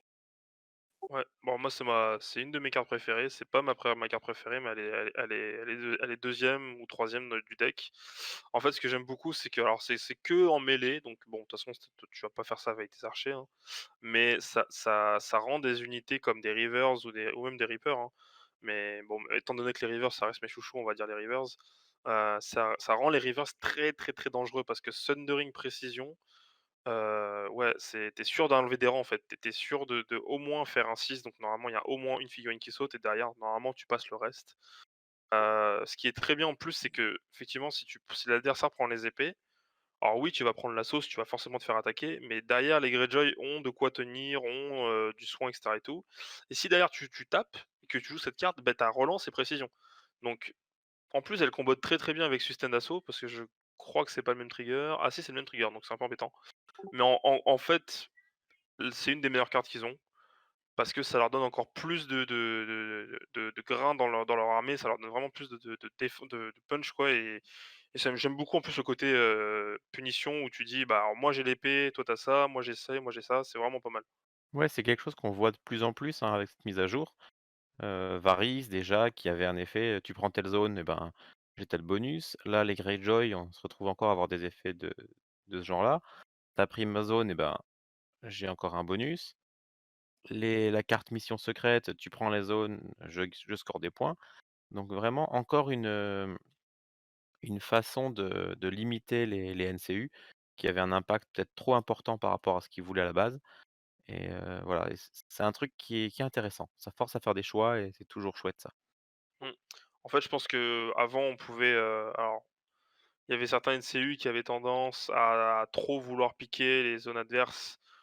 Justement, des fois pour les embêter, faire du deny. Alors c'est pas mal en soi, hein, c'est même très bien et je pense que là, maintenant, Common le sait et se dit: «OK, pas de problème, tu peux voler la zone adverse, mais il y a des factions qui vont te punir, quoi. Il y a des missions qui vont te punir» et les Greyjoy, c'est les premiers à vraiment punir ce côté, «Ah, t'as pris la bourse, pas de problème, bah, déjà Eric, il va récupérer un token et maintenant je vais te taper, je vais te mettre vulnérable». Donc c'est vraiment cool, j'aime vraiment ce côté-là. Ensuite, on va avoir The Iron Price, donc le fer prix. Au début d'un tour ami, on va pouvoir cibler une unité combattante amie, évidemment. On pourra enlever jusqu'à the any number of pillage tokens, mais en vrai ça sera 2, hein, car c'est la limite sur les unités, à moins que quelque chose permette d'en avoir plus, mais ça m'étonnerait. On pourra choisir un effet. Donc en fait on pourra par pillage token soit restaurer 2 blessures qu'on pourra faire 2 fois, donc 4 en tout. On pourra sinon gagner plus 1 en mouvement et relancer un jet de charge ce tour-ci.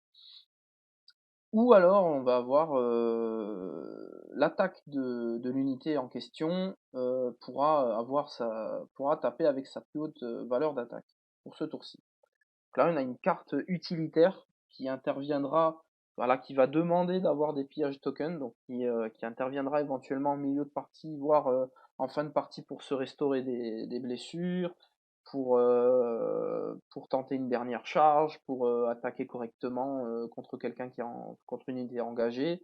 Voilà, on a une carte encore assez sympa, un peu moins impactante que ce qu'on a vu, mais qui reste intéressante et qui pourrait permettre de se débloquer de certaines situations.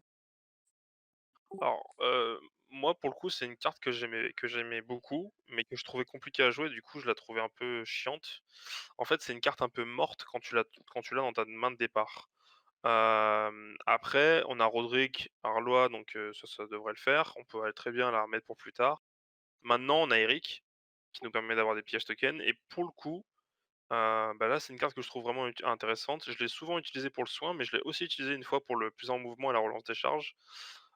C'est pas mal si on veut déjà booster un peu des Rivers et leur dire: «Voilà, je joue pas forcément Victarion, je joue Bellon, j'ai quand même envie que mes Rivers, ils réussissent leur charge. Je suis à 6 de mouvement avec cette charge-là, c'est une charge de base, on va dire à 4+, bah, je vais passer à 3+ relançable». Ouais, ça commence à être pas mal. J'aime beaucoup moi ce genre d'effet-là, comme j'aime beaucoup Daenerys NCU sur ça, par exemple. Le plus un de mouvement et relance des charges, je trouve que c'est pas mal vu que la charge en plus en Greyjoy, tu vraiment envie de l'avoir pour la relance, pour y aller et cetera et tout. Le dernier effet, il peut être pas mal, mais faut voir, c'est un peu situationnel. En fait, c'est une carte situationnelle, et sans Eric, elle était un peu compliquée. Maintenant avec Eric, je trouve qu'elle est déjà un peu plus jouable. Oui, en fait, c'est ça, c'est la réflexion que je me faisais aussi. C'est que peut-être ils ont imaginé Eric comme justement le fournisseur de pillage token. Nous, tout de suite, évidemment, on voit les trucs un peu bêtes à Iron Maker Round 2 qui sont à 2 plus d'armure. Mais c'est vrai qu'avec ce générateur de pillage token En NCU, ben voilà, ça va rendre peut-être plus évident des cartes comme The Iron Price ou on l'avait dit The Old Way chez Ballon. Clairement, ouais. Ouais, mais ça renforce encore le côté auto-include de Eric. Ouais, malheureusement. Puisque du coup, tu en as besoin parce que c'est toujours pareil, c'est ce qu'on disait tout à l'heure. Tu vas mettre des tokens très rapidement sur tes unités, pour très rapidement régénérer des tokens, plus ceux que tu vas générer avec Eric et du coup, tu vas pouvoir rejouer les cartes et du coup, voilà, tu en as besoin. Ça me paraît être obligatoire pour jouer correctement une armée Greyjoy. Alors on verra, hein, peut-être que je me trompe, peut-être qu'on se trompe, mais ça me paraît vraiment dommage pour le moment. C'est vrai. Après, c'est une carte aussi qui demande des «sacrifices» entre guillemets pour les pillages tokens et pour le coup, ses effets sont pas trop dégueux pour ce qu'on te demande de faire. Mais ouais, c'est vrai que là, du coup, sans Eric, ça aurait été compliqué, quoi. Ouais, mais voilà, on se retrouve, ça aussi, ça c'est un peu dommage. Tu as une carte qui sans Eric est quasiment inutile, mais avec Eric, elle devient vraiment intéressante. Du coup, voilà, tu vas continuer, à prendre Eric, c'est tout. C'est C'est vrai. c'est voilà et c'est une carte que pour dans l'absolu, moi j'aime bien. J'aime bien parce que tu voilà, c'est polyvalent, tu un prix à payer, mais voilà, tu payes la polyvalence, le choix de l'effet au bon moment. On va passer à la prochaine carte qui, je vais le dire, c'est ma préférée. Donc la Finger Dance qui est la danse du doigt. Là, je trouve très rigolo comment ils ont retranscrit en fait la danse du doigt pour ce que c'est dans le fluff.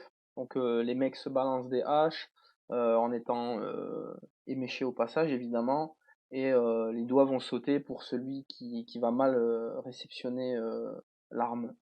Là, on va avoir cette traduction là en carte. Donc en fait, quand on va au début d'un tour, on va pouvoir cibler une unité amie et attacher cette carte-là jusqu'à la fin du jeu. Donc là encore, c'est très, très intéressant parce que ça va rester jusqu'à la fin. C'est une carte qui va être très, très, très utile à partir du moment où on va avoir le même nombre de rangs que l'unité qu'on va attaquer qui est en face, ou plus de rangs. Parce que cette carte-là, chaque attaque, que ce soit au tir, que ce soit en mêlée, elle va octroyer un vulnérable sur l'unité ennemie. Donc ça, c'est quand même assez fort d'avoir un générateur de tokens vulnérables sur chaque attaque. Maintenant, on va payer ça parce que quand on va se faire attaquer par une unité qui a le même nombre de rangs ou qui en a plus, eh ben nous allons devenir vulnérables. Donc là, on voit que cette carte-là, elle va être très utile, très forte, mais on va le payer quelque part si on n'arrive pas à éliminer ce qu'il y a en face et qu'on va se prendre autre chose dans la tête. Et là, à ce moment-là, on va payer le fait d'avoir cette carte-là, mais j'ai envie de dire le jeu en vaut la chandelle. Alors, bah, du coup, je vais te dire, c'était une de mes cartes préférées au début, mais après j'ai réussi à maîtriser une autre carte du deck qui arrivera plus tard, on en parlera.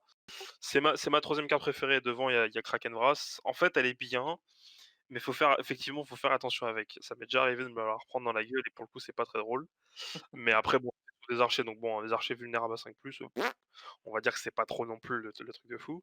Ça m'est déjà arrivé de ne pas la jouer sur des archers, parce que justement des Reapers avec Fingerden, ça fait très flipper. Les Reavers, tu pas trop besoin parce que tu as le côté Sundering, donc bon, comme j'ai dit tout à l'heure, Sundering plus vulnérable, c'est un peu trop de l'overkill, mais bon, c'est pas très, très grave. Mais par contre des Reapers avec Fingerden, c'est vraiment fort. Surtout que s'ils ont un Warsworn, bah, tu t'en fous un peu au niveau des rangs, parce que tu sais que généralement tu vas avoir plus de rangs, à moins que Bourse soit prise par l'adversaire, mais encore une fois, là, tu content, ça joue dans ton jeu. Par contre, sur des archers, c'est pas immonde, mais on n'est pas très loin. Quand tu te manges 6 tirs dans la gueule et tu passes, 3, allez, on va dire 4 si tu es un peu chanceux, 5 si tu t'appelles Chabalou, 6 si tu t'appelles Sultan. 6 tirs avec vulnérable, ça commence à être vraiment vraiment fort, parce que tu peux donner des pièges tokens sans forcément avoir besoin d'Eric tout de suite sur le plateau politique, on va dire. Si on prend en compte Eric, quoi. Ouais, et bon, je vais ajouter ça, après on va laisser s'exprimer Bob, mais voilà, c'est une carte qui est très intéressante justement avec Ballon et Price of Failure. Cela vraiment, ça commence à envoyer du steak. Ouais, j'avoue que j'y avais pas pensé, mais ouais, effectivement, ouais. Et Effectivement, si des je vais ajouter aussi que c'est une carte qui va trouver son utilité contre la cavalerie qui aura un rang en moins, et contre aussi les solos, hein. Forcément, ça va être Ça va être un peu moins dur de tomber le noble de Père Dragon. Je dis ça, je dis rien. Ceux qui suivent un peu la chaîne, ils savent pourquoi je dis ça. J'ai Voilà. pas vu encore votre partie, je la regarde. J'adore les nobles. Ils sont vraiment top. Trop fort ces trucs-là. Ouais, c'est une carte dont je suis pas très, très fan, moi, personnellement. Parce que, bah, voilà, parce que c'est à double tranchant et les cartes à double tranchant, je suis pas fan. Parce que si l'adversaire joue vraiment bien derrière, il va réussir à en profiter et voilà, c'est risqué. On va passer sur Raiding Call. Donc, cette carte-là, quand une unité a mis Greyjoy, précise Greyjoy, ça ne sera pas possible sur les neutres, et une unité d'infanterie également. Infanterie, oui, parce que bon, Greyjoy, je pense pas qu'on ait une cavalerie qui soit disponible plus tard. Ça serait un peu une entorse au fluff. Passons. Cette carte-là va permettre de donc remove, on va pouvoir enlever jusqu'à 4 figurines et un pillage token d'une unité Greyjoy Army Infanterie à long range et restaurer ce nombre de blessures et donner le pillage token à l'unité qui s'active. Et si n'importe quel joueur contrôle la bourse, une unité amie avec le mot pillage, donc qui sera forcément Greyjoy, va gagner un pillage token. Donc là, on est dans une carte qui est quand même très bien, qui va pouvoir intervenir en late game ou en milieu pour soigner une unité importante. Achat Ironmaker, moi je dis ça, je dis rien. Mais également en début de partie qui peut être intéressante si on veut, on se dit, par exemple, on n'a pas Roderick, il faut faire tourner le deck. Eh ben, au moment où la bourse va être prise, eh ben, on fera gagner un pillage token à n'importe quelle unité. Et c'est le pompon si ben, on arrive à comboter les deux, c'est-à-dire se soigner, prendre un pillage token qui est sur l'unité, plus encore un pillage token, et là on a une unité qui arrive, si elle n'avait pas été buffée, ben elle le sera comme il faut. Voilà, on est encore sur une très bonne carte, mais qui va demander un timing particulier pour la jouer. Voilà. Moi, c'est une carte que j'apprécie beaucoup pour le côté, soin et en plus de ça, ce qui est bien, c'est qu'on peut retirer jusqu'à 4 points de vie, donc on n'est pas obligé de vraiment prendre les 4. Ça m'est déjà arrivé de l'utiliser pour, prendre des points de vie sur des archers et juste voler, 2 PV, voire 3 PV et redonner un rang, à des Reavers pour qu'ils aient leur 7D. Je l'aime bien, surtout qu'en plus, ce qui est bien, c'est que quand tu la joues, quand tu as la bourse, tu es tranquille, tu sais au moins que tu vas pouvoir faire des trucs. Ce qui est en plus bien, c'est que tu peux la jouer, justement dès que tu as la bourse, parce que si l'unité à laquelle tu as pris des PV n'a pas de pillage token, notamment les archers, tu es sûr que l'unité que tu as soignée va au moins avoir le token ou une autre, hein, ça dépend, mais au moins tu peux quand même, profiter à fond de la carte. Et encore une fois, c'est une carte qui te demande de que l'un des 2 à la zone, donc bon, en soi, c'est très bien. J'aime bien cette carte aussi. Bah, c'est intéressant, ça permet de se sortir de situations aussi, pas forcément évidentes. Je prends par exemple, une unité, bah, ça pourrait être des rivers, ça peut être autre chose, qui a ces 2 pillages tokens, qui est sur un objectif parce que tu en as besoin pour le scénario, mais ça t'arrange pas de l'envoyer au combat, bah, hop, on va renvoyer des renforts, on va donner un pillage token à une autre unité pour déplacer la menace, ailleurs et ça, c'est chouette et puis comme tu l'as dit sur les archers, hein, c'est toujours pareil, hein, les archers qui perdent pas d pas d'attaque au 2e rang peut te permettre de lui enlever quelques bonhommes pour ne pas perdre en puissance et ça, c'est chouette. Ouais, elle est vraiment pas mal, puis ça rentre dans l'ADN, Greyjoy, du soin, tout ça, donc c'est vraiment pas mal. On va terminer avec la dernière carte du deck, donc qui est Bless with Stone, Bless with Steel, donc béni par la pierre, béni par le fer, par l'acier. Donc quand une unité amie va s'activer, on peut cibler l'unité qui est engagée. En fait, non, voilà. Pardon. Quand une unité s'active, on peut cibler une unité ennemie qui est engagée avec cette unité. Pour les nombres de rangs détruits chez cette unité, on va pouvoir restaurer 2 blessures. Et si vous contrôlez la bourse ou les épées, vous pourrez restaurer une blessure supplémentaire ou enlever un token condition de cette unité pour chacune des zones que vous contrôlez. Donc si vous contrôlez les 2 zones, vous pourrez potentiellement soigner, enlever un token, soigner 2 supplémentaires ou enlever 2 tokens. Voilà. Carte très utile, mais pareil qui va demander d'être à un certain moment de la partie parce qu'il faudra être engagé. Bah, voilà, vous voulez savoir c'était quoi ma carte préférée, bah, c'est celle-là. Je la trouve très, très forte, très, très, très forte parce qu'elle récompense le fait qu'on est parti chercher de une unité et qu'on lui a cassé des rangs et elle récompense aussi le fait d'être engagé au corps à corps et d'avoir pris un peu cher, mais de pas être mort. Ça va très bien avec la carte What is Dead may never die, donc je l'aime beaucoup. Franchement, ce que j'aime surtout, c'est son deuxième effet. Soit on soigne en plus, donc on peut soigner techniquement jusqu'à 5 points de vie, soit on retire un condition token et c'est ça en fait que j'aime beaucoup, c'est que les Greyjoy n'ont pas grand chose pour enlever les tokens en dehors de la bourse et en fait, selon les situations, bah, on en a pas vraiment besoin de la bourse parce on préfère la laisser à l'adversaire pour qu'il nous donne, un What We Do Not So amélioré ou un truc comme ça et du coup d'enlever un affaibli sur des Reapers ou d'enlever un paniqué ou des trucs comme ça, c'est vraiment dingue. Alors le problème, c'est qu'elle est assez difficile à jouer parce qu'il faut des rangs détruits. Donc si, au moment de l'adversaire, il a perdu que 3 PV sur son rang, enfin sur son plateau, c'est un peu embêtant de la jouer. Mais ce que j'aime bien aussi, c'est que tu peux la jouer sans faire le premier effet. Tu peux très bien la jouer pour juste dire, «Bah, écoute, je contrôle la bourse ou les épées, donc je vais juste retirer le token». C'est pour ça qu'en fait, c'est ma carte préférée. Elle est utile dans toutes les circonstances, en fait. Ouais, c'est une bonne carte qui a un sacré potentiel, sur un adversaire qui a 2 rangs détruits, tu soignes peut-être 4, potentiellement, 2 en plus. Donc potentiellement, tu peux soigner jusqu'à 6 blessures ou alors 4 blessures plus de tokens et comme tu l'as dit, même à tout moment, du coup, enfin, quand tu t'actives, soit retirer 2 tokens, soigner 1, retirer un token, heu, c'est pas mal et si tu contrôles les 2 en plus, du coup, Ouais, tu peux faire 2 fois l'effet, quoi et donc ça, c'est chouette. Et voilà, on voit cette carte aussi quand on commence à aligner des Reapers, un Warsworn, l'influence d'Iron, là ça commence à se soigner plus que nécessaire et ça peut commencer à devenir assez horrible pour l'adversaire parce que voilà, hein, déjà on va bénéficier des rangs détruits pour se soigner, on va se resoigner en faisant une action, on va se resoigner derrière en détruisant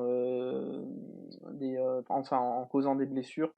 Donc là ouais vraiment à l'activation, en étant engagé, c'est une carte très forte. En fait, je reprends un peu les mots de Michael Shinnon, hein, qui disait que les Greyjoy, si leur plan va bien, tout se passe bien et cetera et tout et en fait, je trouve que c'est un peu ça, en fait, qui fait leur ADN, c'est que c'est une faction agressive et qui, en plus, a du soin. Donc c'est un peu chiant de les tomber parce qu'il faut vraiment, pas leur laisser le tempo et des trucs comme ça. Et en fait, avec des cartes comme ça, tu peux te permettre, de, entre guillemets, «jouer un peu dans le jeu de l'adversaire» en disant: «Écoute, je t'ai cassé un rang, moi, par contre, tu m'en as détruit 2, donc c'est un peu chaud». Et l'adversaire va se dire: «Tain, mais j'ai pas envie de le taper parce il va y avoir What is Dead may never die et ça va être chiant». Et en fait, bah, là, bim, tu joues, Bless with Stone, Bless with Steel et là, tu te reviens full, presque full et c'est fiesta, quoi. Et c'est pour ça, en fait, que j'aime bien cette carte. Elle est vraiment cool. Je suis un peu juste triste qu'elle ne combotte pas avec, We Do Not So, mais bon, on peut pas avoir tout non plus, quoi. On peut pas tout avoir, hein, juste. Par Bob, contre, elle marche bien avec Krakenbrass. ouais clairement. Bob, t'as quelque chose à ajouter peut-être? Je sais pas. Non, c'est bon, je D'accord. Bien, je pense qu'on va pouvoir conclure ici. Je vais quand même ajouter 2-3 petites choses. Moi, de mon ressenti personnel, et je vais pas dire ça, attention, hein, je vais pas dire ça parce que voilà, j'en fais des caisses avec les Greyjoy, parce que fluffiquement, c'est mes préférés, c'est mes chouchous. J'aime beaucoup l'esthétique, le fluff, l'ancienne voix, etc. Les personnages, malgré les travers qu'ils peuvent avoir, je les trouve quand même assez intéressants et j'aime bien toute l'imagerie viking qu'il y a derrière. Trêve de, j'ai assez parlé de moi là, de ce que j'aime. Voilà, mais je suis pas influencé par ce que j'apprécie chez cette faction. Pour ce que je vais dire, en fait, pour avoir testé, je pense que Sultan va être aussi d'accord avec moi. Là, c'est une armée qui est calibrée pour la prochaine version du jeu. Je trouve que c'est globalement très bien équilibré, très bien balancé. C'est pas trop facile, ça demande du tact pour certaines choses. Il y a d'autres choses qui vont être plus accessibles, plus faciles à réaliser.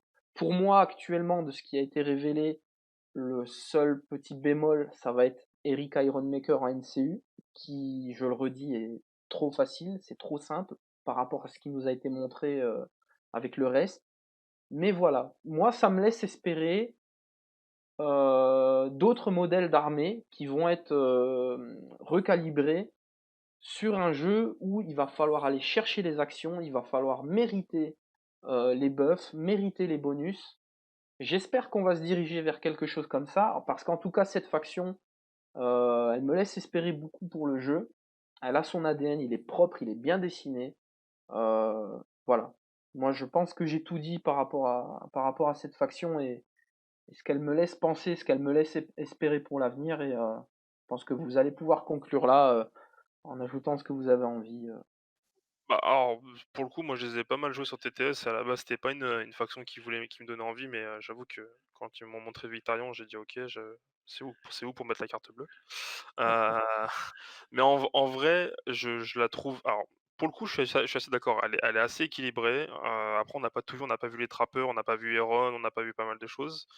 Mais étant donné que c'est quand même l'une des grandes factions, n'en plaise à Bob, Heu, ça reste une des grosses factions qu'il y a eu pour la guerre des 5 rois. Je pense que ça va être une faction à prendre en compte pour les prochaines années. Ça va être une très bonne faction. Heu, déjà les gros points forts, c'est qu'elle est très agressive et elle le fait bien. Enfin, franchement, une charge de Rivers, même si ça touche à 4+, tu le sens passer. Enfin, j'ai jamais autant pris de plaisir que de rentrer dans du Warden et lui dire: «Non, non, non, tu as 3+, ça existe pas». Donc franchement, ça va être vraiment cool. Je pense qu'elle va être très forte. Après, le gros problème, c'est que quand elle perd, elle le fait bien, hein. C'est très compliqué, quoi. C'est quand tu perds, tu sais que il y a pas de problème sur ça. C'est pas comme certaines factions où tu peux un peu relancer la machine et là, c'est quand tu perds, quoi. Alors après, maintenant, oui, effectivement, il y a Eric, donc c'est un peu compliqué de perdre ou alors faut vraiment tout rater ses jets de dés et que l'adversaire réussit tout. Mais ouais, effectivement, avec Eric, maintenant, les pillages arrivent assez rapidement et du coup, on peut vite être ready to go et y aller casser de la gueule. Mais en vrai, c'est une bonne faction. J'aime beaucoup son deck, je le trouve bien fait. Et les figurines sont très jolies. Après, c'est normal, on commence à rentrer, enfin, on le voit en fait avec les Baratheons, mais plus ils avancent dans les figurines avec Darksword, les gars qui font les figurines, plus les figurines sont jolies et dynamiques. Donc, j'espère que si un jour ils feront les martels, ce que j'espère, on a une très belle figurine d'Oberyn, ça serait cool. Mais en tout cas, je suis très, très fan des Greyjoy et je pense que dans les futures compétitions qu'il va y avoir, on va pouvoir compter sur eux pour nous faire, goûter le Fernet. Bob, du coup, il va falloir que tu dises quelque chose parce que sinon, on va vraiment croire que tu les aimes pas. Je les aime pas. Non, Non. j'allais justement dire que non, pendant la guerre des 5 croix, ils étaient pas très présents. Ils sont juste venus faire un peu les cons sur les côtes, mais ils ont servi à rien sinon. Mais à part ça, c'est, un gameplay dans le jeu qui est plutôt sympa. Ça change, c'est original. Les cartes, elles sont très typées donc ouais, je comprends que ça attire des gens. Moi pas pour différentes raisons, mais ouais, je peux comprendre que pas mal de monde, veuille les jouer. Les figurines sont jolies. Bon, pas toutes, hein, ceux qui ont des bannières en poulpe, je suis pas très fan, mais ça, c'est notre histoire. Mais globalement, non, il y a des belles figurines, il y a un Victarion qui a bien la classe. Donc ouais, il y a tout ce qu'il faut pour intéresser les joueurs, pour qu'elles soient, agréables à jouer. Alors bien sûr, hein, faudra s'accrocher, je pense, au début, parce que, voilà, des défaites, il va y en avoir un paquet au début, forcément. Mais une fois que le deck est maîtrisé, que le système de pillage est maîtrisé, qu'on accepte bah, d'avoir des unités, pas très résistantes, mais qu'il faut savoir comment compenser, ben, je pense qu'on peut faire des grosses choses derrière. Voilà. Je vais ajouter que les raisons qui te poussent à ne pas jouer cette faction n'engagent que le paladin. Je vais en profiter pour faire un bisou à Valorel. Et alors voilà, on va conclure par ça. Une toute petite chose aussi que j'ai oublié de préciser quand on a parlé des commandants, c'est que à la fin de l'article où ils nous ont révélé les commandants, ils nous ont teasé Euron Greyjoy, que j'attends, mais alors le dieu noyé est le seul à le savoir à quel point je l'attends celui-là. Eric Ironmaker également en version commandante, qui à la base, moi je pensais allait être commandant NCU, mais à l'heure où on enregistre ce podcast, on sait qu'ils sont amenés à disparaître. Et évidemment, le meilleur, the best of the best, Theon Greyjoy. Mais alors lui, je vais me faire un plaisir de le jouer, particulièrement contre certaines personnes qui sont présentes ici ou pas, je ne dirai pas. Mais lui, alors je sens que ça va être une grosse blague parce que je sens que le prince de Winterfell, il va apporter quelque chose et qui va être très bien. Voilà, je pense qu'on peut conclure là-dessus. Moi, C'est pas je grave, vais, on jouera juste des armées horribles, juste par principe de cramer Théon. voilà, pour lui Complètement. faire payer sa C'est traîtrise. ça, Je vais c'est jouer ça. Vargo, je vais jouer le nouveau Vargon Attachement juste pour pouvoir éclater Théon. Exactement. Oui, mais là où certains voient une traîtrise, moi je vois de la loyauté. Bref, on va, Bon. on va conclure là-dessus. Merci à tous les deux, ça m'a fait plaisir de débriefer un peu tout ce qu'on a reçu sur cette faction. J'espère qu'on répétera l'exercice prochainement. Voilà, on n'a pas eu toutes les révélations, mais on a eu quand même une bonne partie très importante qui nous permet déjà de monter des listes, de jouer sur TTS. Donc voilà, moi je voulais faire ce podcast. Merci à vous, Sultan et Bob Bernard, de m'épauler là-dedans. Pour tous ceux qui suivent, merci. Je vous dis à bientôt dans de prochaines vidéos et abonnez-vous à la chaîne. Et voilà, il y a d'autres choses qui vont arriver. La série des lives sauvages sur les nouveaux scénarios, on va poursuivre. On va vous donner du stream. Voilà, faut qu'on s'occupe pendant le couvre-feu. Euh, J'espère pas, mais peut-être un confinement encore. Donc on va essayer de produire des contenus sur la chaîne pour vous en faire profiter et partager encore notre passion du jeu. Voilà, voilà. Je vous remercie et je vous dis à bientôt. Salut, ciao, ciao. Salut!